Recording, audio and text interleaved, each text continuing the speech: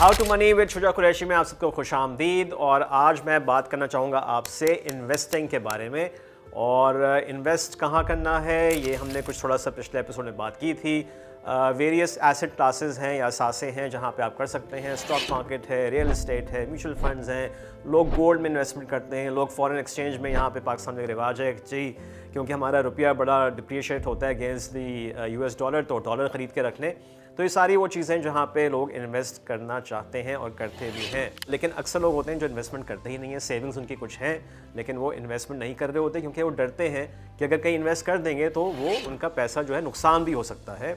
तो उस पर हमने बात की थी कि रिस्क तो हर जगह ही होता है, लेकिन रिस्क को मैनेज किया जाता है। अच्छा, इससे पहले कि मैं इन्वेस्टमेंट की तरफ आऊँ और स्टॉक मार्केट पे बात करूँ, थोड़ा सा हम बात करेंगे जो पिछले 2 एपिसोड्स में बात की थी, स्पेशली बजट बनाने पे। क्योंकि बजट इंपॉर्टेंट क्यों है? इनकम का कॉलम होता है जहाँ से आपको अपनी इनकम नज़र आ रही होती है, कौन कौन से सोर्सेज से इनकम आ रही है और अखराजात होते हैं। और फिर मैंने कहा था कि बैलेंस शीट अपनी ज़रूर बनाएं। बैलेंस शीट क्या होती है? उसमें आपको एसेट्स और लायबिलिटीज़ का कॉलम होता है। तो एसेट्स वो होते हैं असासे जो आपको कोई इनकम जनरेट करके दे रहे होते हैं। और याद रहे कि वॉरेन बफेट ने क्या कहा था। वॉरेन बफेट कहते हैं कि never depend on a single income, make investment to create another source.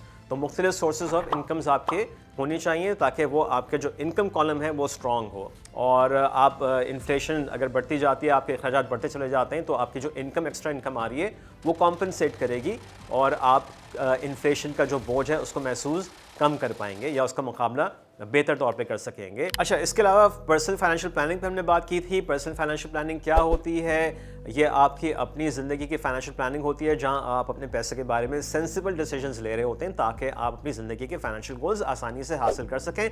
और पहले एपिसोड में हमने एक गोल सेट भी किया था, बाइक हासिल करने का, बाइक ख़रीदने का, नई बाइक ख़रीदने का, और हमने फिर उसको प्लान किया था कि पैसे कहाँ से आएंगे। तो वो होता है सबसे पहला पॉइंट जहाँ आप अपने फाइनेंशियल गोल्स डिफाइन करते हैं। अच्छा, अब पर्सनल फाइनेंशियल गोल में आपने गोल सेट कर लिए। सेकेंड पॉइंट होता है कि आप अपनी करंट फाइनेंशियल स्टैंडिंग को असेस करें, इवैल्यूएट करें कि आप माली तौर पे कहाँ खड़े हैं। और इसीलिए ज़रूरी है कि आप अपना बजट बनाएं क्योंकि वो इनकम दिखाता है, और अपनी बैलेंस शीट बनाएं जो आपको आपके असासे दिखाता है जो एक्स्ट्रा इनकम जनरेट कर रहे होते हैं। अब ये 2 चीज़ें आपने कर ली। थर्ड स्टेप पे आ जाते हैं पर्सनल फाइनेंशियल प्लानिंग का, वो है इन्वेस्टमेंट करना, यानी कि आपने जो सेविंग्स की हैं उनको इन्वेस्ट करें।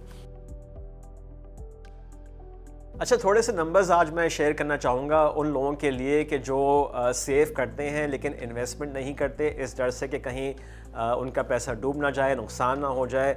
और अक्सर लोगों के तो सेविंग्स अकाउंट होते नहीं हैं, उनके बैंक में वो पैसा छोड़ देते हैं अपनी सेविंग्स, और करंट अकाउंट होते हैं जहाँ पे ऑफ कोर्स कोई भी रिटर्न नहीं मिलता। तो दोनों के लिए मैं थोड़े से नंबर्स बता दूं। पाकिस्तान में पिछले माली साल में यानी कि जुलाई 2023 से लेके जून 2024 तक जो इन्फ्लेशन था, एवरेज इन्फ्लेशन, वो 23.4% था। ठीक है, 23.4%।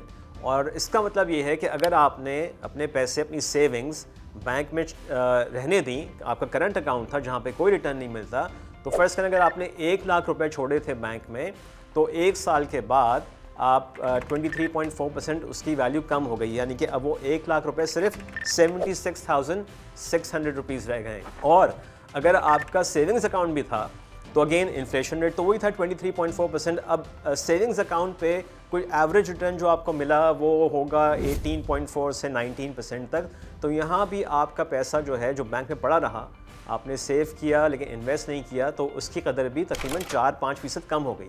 1 लाख रुपए सिर्फ 95,000 या 96,000 रुपीज़ रह गए। तो अगर आपके जहन में ये ख्याल है ना कि जी मैं कहीं इन्वेस्ट कर दूंगा और वहाँ से नुकसान हो जाएगा, तो बैंक में पड़े पड़े पैसे भी कम हो रहे हैं, उसका भी नुकसान इन्फ्लेशन कर रहा है। हमने यही कहा था कि बैंक में जो पैसा पड़ा रहता है, जो इन्वेस्ट नहीं होता, वो इन्फ्लेशन उसको खाता रहता है।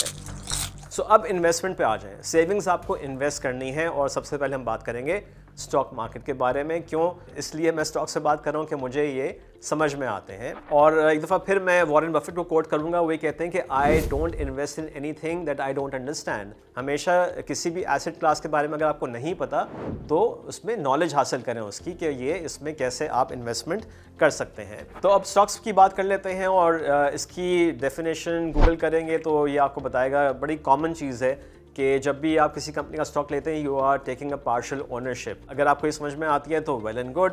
मैं इस तरह से समझता हूँ कि जब भी कोई स्टॉक लिया जाए तो वो कंपनी कोई बिज़नेस कर रही होती है, ठीक है। तो मैं अगर उस कंपनी का स्टॉक ले रहा हूँ तो मैं उसका बिज़नेस पार्टनर बन रहा हूँ। और जब भी किसी कंपनी का बिज़नेस पार्टनर बनना चाहेंगे तो आप जानना चाहेंगे ना कि ये कंपनी कौन सा बिज़नेस कर रही है, ये कैसे पैसा बनाती है, कौन से ऐसी चीज़ें होती हैं लोकली या इंटरनेशनली कि इसकी जो है वो प्रॉफिट्स कम हो जाएंगे जिसकी वजह से स्टॉक प्राइस नीचे आ जाएगी। तो हमेशा इसको एज अ बिज़नेस लें कि you are investing in a business and try to understand कि बिज़नेस है क्या। बस ये इतनी सी चीज़ है और ज़्यादा कंफ्यूज होने की ज़रूरत नहीं है। और जब बिज़नेस की बात करें तो बहुत से तो ऐसी कंपनीज़ हैं जिनसे आप रिलेट भी कर सकते हैं।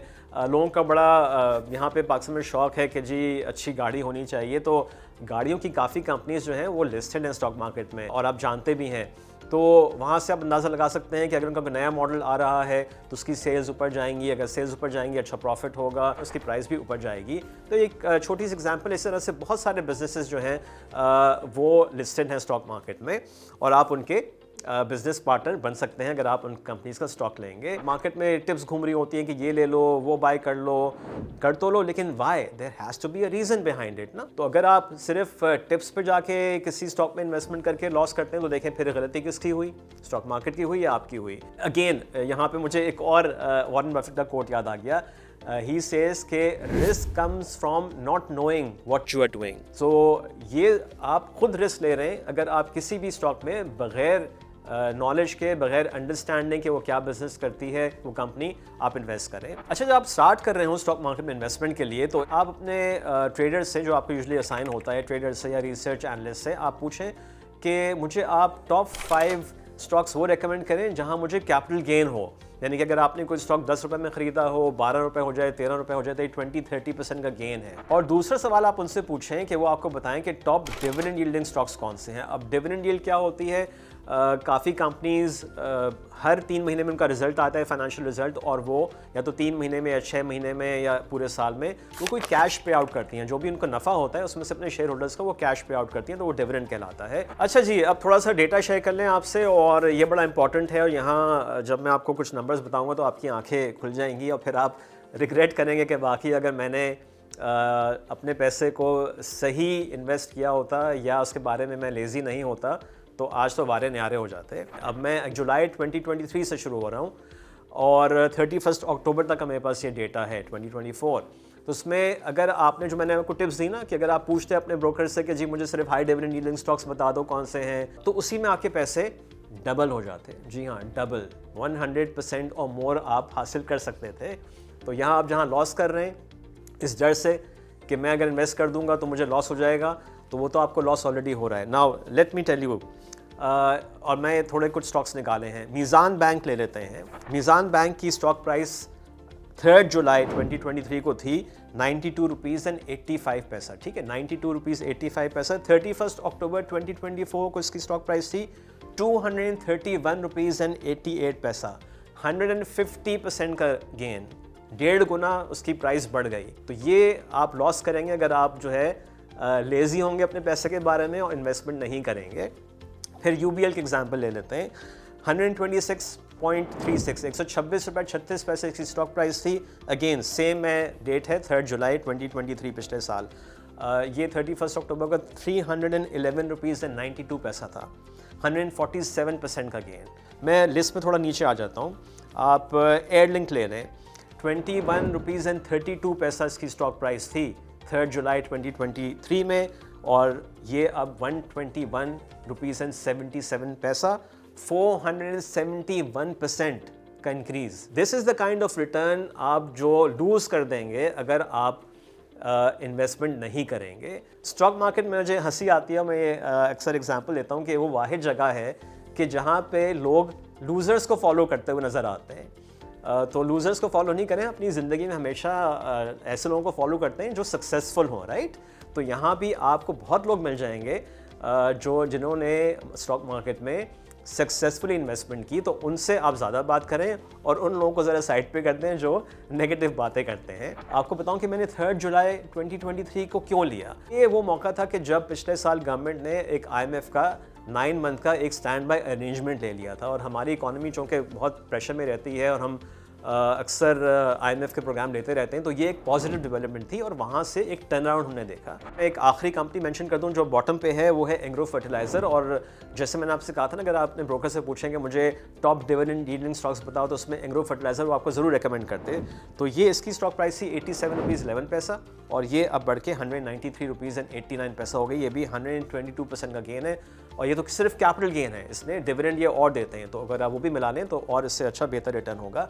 अच्छा, इसी अरसे में यानी कि जुलाई 2023 की जो हम बात कर रहे हैं, अगर किसी ने गोल्ड में इन्वेस्टमेंट की होती तो उसको पिछले एक साल में रिटर्न मिलता 37.4% का।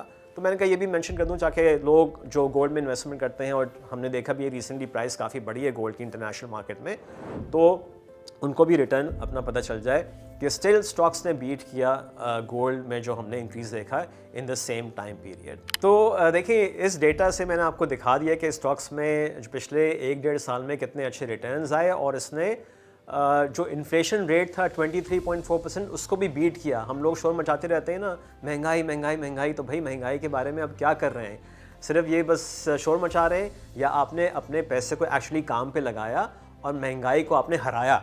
So this is why I keep stressing कि आपके सामने आपकी फाइनेंशियल पोजीशन लिखी भी होनी चाहिए, बजट बनाएं, अपनी बैलेंस शीट बनाएं और फिर जो सेविंग्स हो रही हैं उसको इन्वेस्ट ज़रूर करें। अगेन रिस्क मैनेज करना पड़ता है और अगर आपके पास नॉलेज होगी तो आप अच्छे पैसे बना सकेंगे और महंगाई को आप दूर भगा सकेंगे। सो स्टॉक्स मैंने आपको समझाए। अगर कोई भी सवाल आपके जहन में अब भी है इसके बारे में तो आप मुझसे सवाल पूछ सकते हैं। कोई कमेंट है तो ज़रूर कमेंट कीजिए। आपसे मुलाकात होगी अब अगले एपिसोड में।